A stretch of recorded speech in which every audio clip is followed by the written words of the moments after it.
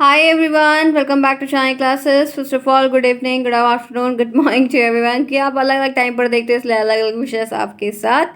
कैसे हो आप सब? होपफुली आप अच्छे हैं, बढ़िया हैं, स्वस्थ हैं। क्या पढ़ना है हमें? हम साइंस का पेपर कर रहे थे ऑलरेडी। तो 2022 का जो लेटेस्ट ईयर में हुआ है वो मैं आपको करवाऊंगी। 19 तक मैंने आपको करवा दिया है, 20-21 में हुआ नहीं था, तो 22 का ही हमें लेटेस्ट करना है। तो आई होप सो बढ़िया रहेगा। 19 का मैंने आपको करवा दिया है, देख लूंगी, एक बार चेकआउट कर लूँगी, शायद मैं भूल रही हूँ। अगर नहीं करवाएगा तो करवा दूँगी, करवा दिया है तो, क्योंकि इतनी सारी चीज़ें हो रही है ना कि मुझे याद नहीं है कि मैंने करवाया नहीं करवाया, बट मैं चेकआउट कर लूँगी। ठीक है, चलिए आइए देखते हैं। साइंस का लेटेस्ट पेपर है 2022 का, जहाँ पर पूरा सोल्यूशन हम देखेंगे। पूरा वीडियो एंड तक देखिएगा, हलबलाइए नहीं, क्योंकि हलबलाने का काम शैतान का होता है। हम धैर्य के साथ अच्छे से कर ले जाएंगे। जितना आप पढ़े हैं उसके लिए उतना इनफ है। अब नया मत पढ़ने के चक्कर में मत पढ़ो, बस पुराने जितने उस पर आप ही अपना कॉन्फिडेंस बना लो, काम कर लो, चीज़ें हो जाएंगी। ठीक है, अब आपके नेक्स्ट मतलब पहले ही साल में कैसा पेपर आया है, इसकी तो पूरे कॉपी होने की तो कोई संभावना नहीं है कि पूरा डिटो डिटो कॉपी हो जाएगा, बट ये है कि 1-2 क्वेश्चन 3 क्वेश्चन आगे पीछे हो सकते हैं। तो देखो, जान लो, समझ लो, कोई दिक्कत होगी तो बताना। आप जुड़े शानी क्लास है तो आप सभी का यहाँ पर स्वागत है। आप में से अगर कोई पहली बार आज पहली बार मेरे से चैनल पर आया है तो मैं स्वागत करती हूँ दिल से आप सभी का। प्लीज़ चैनल को सब्सक्राइब करिए, वीडियोस को जितना हो सके उतना शेयर करिए, उतना लाइक करिए। आप आपके पेपर देने जाएंगे, बहुत अलग अलग आपको बच्चे मिलेंगे, तो ये मेरी एक रिक्वेस्ट है आप सभी से कि जितना हो सकेगा शालिनी क्लासेस के बारे में सभी बच्चों को बताइए, उनसे एक सब्सक्राइबर मेरे ज़रूर बढ़वाइए, कोशिश करिए आप सब, क्योंकि लंच होगा, ब्रेक मिलेगा, दोस्त मिलेंगे आप सभी को, तो एक छोटा छोटा सपोर्ट जो होता है वो काफ़ी हेल्पफुल हो जाता है मेरे लिए। ठीक है, चलिए आइए देखते हैं, जानते हैं पेपर में क्या क्या है। 25 नंबर का पेपर, 1 घंटे का टाइम ड्यूरेशन, चीज़ें पूरी यहाँ पर एक टू है, बैक टू बैक करेंगे। तो ये है आज का आपका पहला क्वेश्चन, आपके बहुविकल्पी प्रश्न से, कि कोशिका भित्ति पाई जाती है, सेल वॉल, सेल वॉल किस में पाई जाती है? प्लांट सेल में, एनिमल सेल में, दोनों में, इनमें से कोई नहीं। कौन सा ऑप्शन आपके लिए करेक्ट है? 1 नंबर का क्वेश्चन है, बताइए, फटाफट आंसर करिए। चलिए, बहुत वक्त मैं आपका नहीं लूँगी, 15 मिनट की क्लास में आपको दूंगी 25 नंबर वाले में, और जो आपके बड़े वाले पेपर उसमें आधे घंटे की क्लास में करूँगी, ताकि आपके लिए कम समय में ज़्यादा आउटपुट आपको मिल जाए। ठीक है, चलें आगे, बताइए क्या होगा। कोशिका भित्ति पाई जाती किसमें पाई जाती है? सेल वॉल किसमें पाई जाती है? प्लांट सेल में, एनिमल सेल में, दोनों में। Which option is best according to all of you? सभी बताएं, सभी गर्ल्स, सभी बॉयज़, फटाफट मेरे फ्रेंड्स, ध्यान से, बी फोकस। तो राइट आंसर आप सभी को अगर पता है, जिनका करेक्ट उनका बहुत अच्छी बात है, जिन्हें नहीं पता है सुन लेंगे, वो है पादप कोशिका। ठीक है, प्लांट सेल में सेल वॉल पाई जाती है, ध्यान रखिएगा, आपका ए ऑप्शन जो है वो करेक्ट है। आगे बढ़ते हैं, यौगिक का उदाहरण है। यौगिक को हम इंग्लिश में कहते हैं कंपाउंड। तो इनमें से ऐसा कौन सा एग्जाम्पल है जो कंपाउंड का एग्जाम्पल है? वायु है, चीनी है, धुआं है, चीनी का विलयन है। आंसर बताइए क्या होगा। यौगिक का उदाहरण है, यौगिक के कंपाउंड का क्या एग्जाम्पल है? वायु है, चीनी है, धुआं है, चीनी का विलयन है। आंसर करिए क्या होगा, कौन सा ऑप्शन है यहाँ पर ऐसा दिया गया है जो एक कंपाउंड है? फटाफट, do it fast, each and everyone. चलिए बताइए, क्या एयर जो है वो एक कंपाउंड है? क्या एयर जो है वो एक कंपाउंड है? क्या धुआं, फॉग, ये धुआं जो है, ये सब क्या है? ये एक कंपाउंड है। चीनी का सल्यूशन एक कंपाउंड है। चीनी एक कंपाउंड है, तो ध्यान रखना यहाँ पर चीनी ऑप्शन जो है वो करेक्ट है। चीनी जो है वो एक यौगिक है। आगे बढ़ते हैं, चलते हैं नेक्स्ट। कायिकी प्रवर्धन होता है, कायिकी प्रवर्धन किसके द्वारा होता है? तने द्वारा, जड़ द्वारा, पत्ती द्वारा, इनमें सभी के द्वारा। कायिकी प्रवर्धन को इंग्लिश में कहते हैं वेजिटेटिव प्रोपोगेशन, रिप्रोडक्शन है वेजिटेटिव प्रोपोगेशन। तो ये किसके थ्रू होता है? आंसर करिए, क्या ये पत्ती के थ्रू होता है? क्या ये जड़ के थ्रू होता है? क्या ये तना के द्वारा होता है? कौन सा ऑप्शन आपका करेक्ट है? आंसर करिए फटाफट, ईच एंड एवरी वन। तीसरे में क्या सही होगा? तो कायिकी प्रवर्धन का जो है वो सभी से होता है। चौथा ऑप्शन, तने से भी होता है, तना भी लगाते हैं। गुड़हल का पेड़, तो गुड़हल का बिया नहीं होता, गुड़हल का पेड़ हैबिस्कस उसको कहते हैं, उसकी डाल लगती है, गुलाब की डाल लगती है। जड़ के थ्रू बहुत सारे होते हैं। ठीक है, जैसे आप जड़ के थ्रू भी लगने वाले बहुत सारे पौधे होते हैं। पत्ती के थ्रू अजूबा का होता है, लगा दो। ठीक है, एलोवेरा की लीफ लगा दो, देखो लग जाता है, तो उस तरीके से।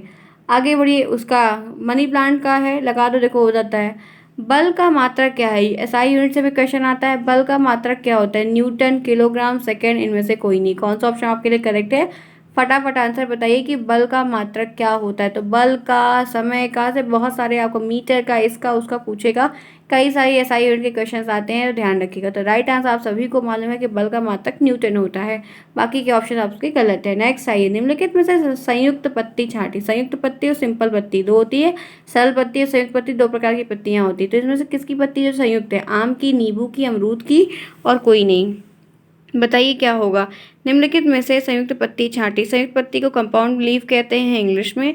सिंपल लीफ जो होती है वो सरल लीफ होती है। अब इसमें से कौन सा होगा, जरा आंसर बताइए। आंसर करिए क्या होगा। पत्ती तो आपने नींबू की, आम की और अमरूद की देखी हैं सभी ने। तो यहाँ पर ध्यान रखिए कि पांचवा क्वेश्चन जो आपको मैं पूछ रही हूँ, यहाँ पे पूछा गया, आपके पेपर में पूछा गया लेटेस्ट, वो है नींबू की पत्ती।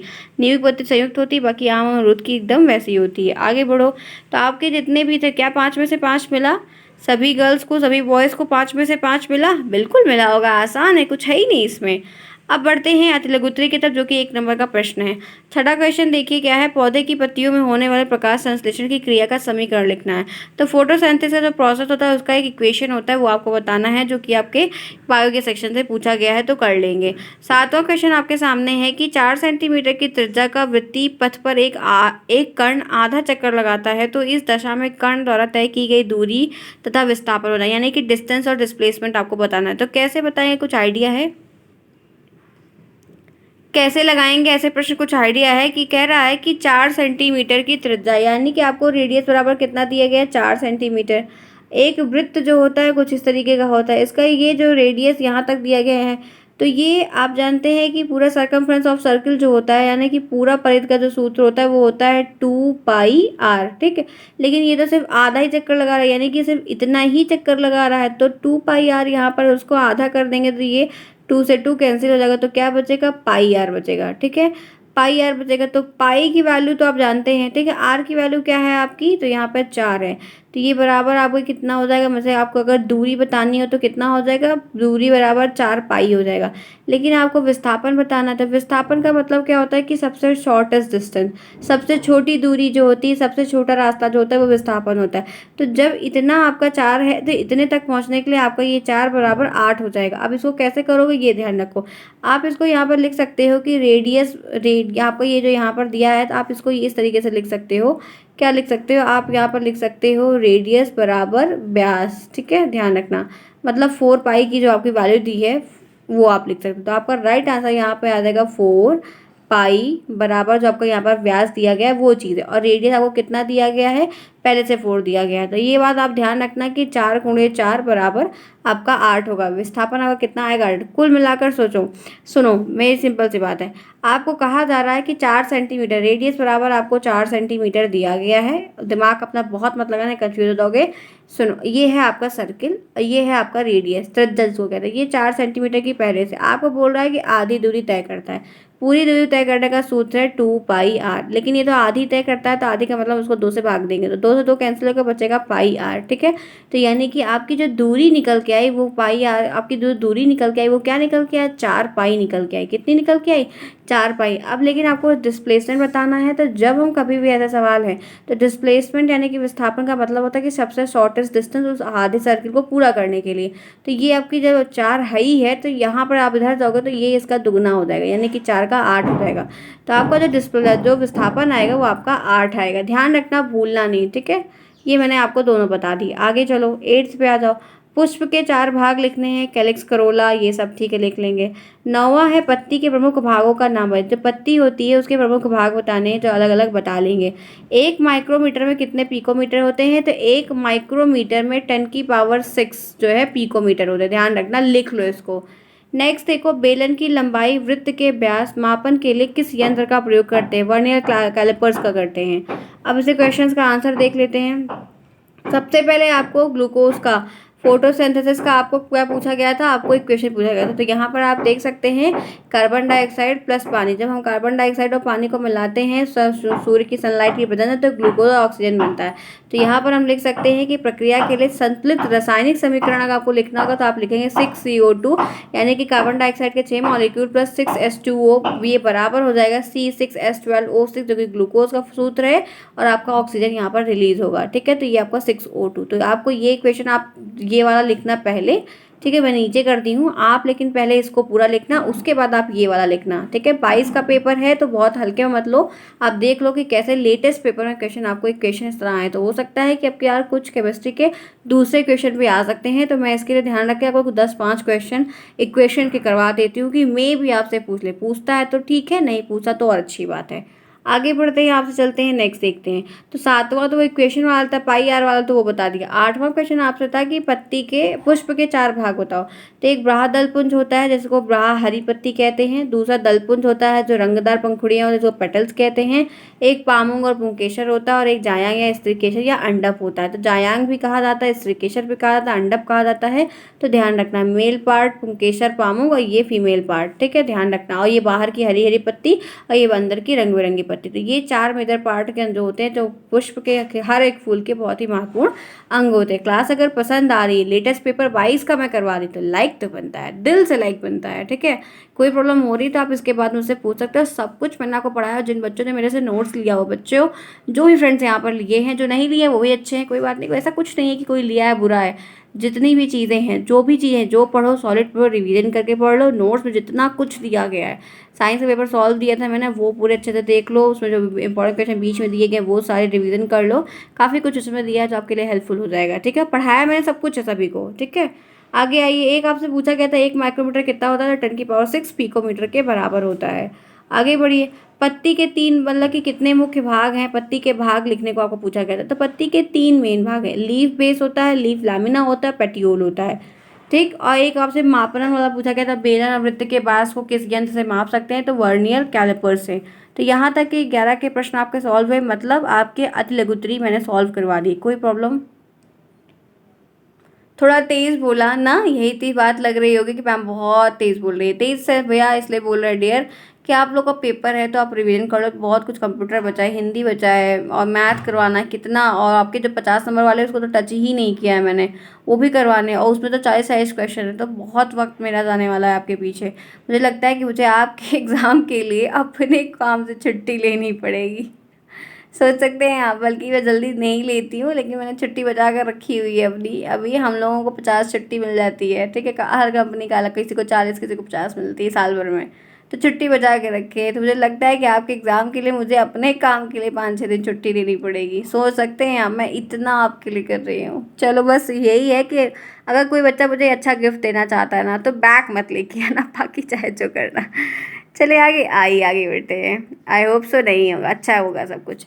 12th क्वेश्चन देखिए क्या है, पदार्थों के पृथक्करण से आप क्या समझते हैं। पृथक्करण के किन्हीं 4 विधि। पृथक्करण का मतलब जानते हैं अलग करना, तो उसको कैसे कर सकते हैं या और कौन कौन तरीके से कर सकते हैं वो बताना है। तो फिर नेक्स्ट है कि भोजन एकत्रीकरण हेतु मूसला जड़ों में होने वाले जड़ों का जो रूपांतरण का एक टॉपिक है, कि जड़ों का जो रूपांतरण होता है उसके बारे में बताना, बता लेंगे, उदाहरण भी दे लेंगे। कायिकी प्रवर्धन से आप क्या समझते हैं। पत्ती के द्वारा कायिकी प्रवर्धन का उदाहरण बताओ। तो उदाहरण तो आप जानते हैं, वेरोफिलम की पत्ती होती है जिसको अजूबा की पत्ती कहते हैं, उसमें ये चीज़ देखने को मिलती है।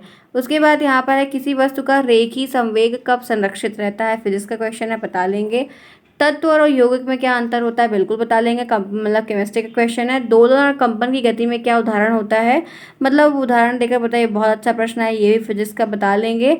बीजांड की आंतरिक संरचना, ये देखो चित्र बनाने को आए, मैंने लिया हुआ है चित्र बनाने को। 2 नंबर के प्रश्न में आपको पूछा गया है, भी लेटेस्ट के पेपर। साइंस में एक क्वेश्चन तो आपको ये बनाने को आएगा, जो कि बहुत अच्छा रहेगा, तब भी देख सकते हैं। ऐसा पेपर में कुछ पूछा नहीं गया, पता नहीं कैसे क्या बच्चे पढ़ के गए थे, जबकि सिर्फ एक इक्वेशन आया, वो भी 1 नंबर में वाले में आया है, बाकी कोई इक्वेशन नहीं आया। लेकिन तब भी बच्चे नहीं कर पाए, 2022 के बच्चे, और बैग बहुत लग गई उनकी, ठीक है।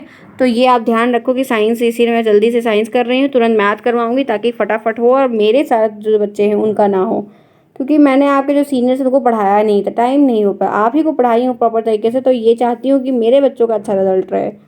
चलिए देखते हैं 12th क्या होगा।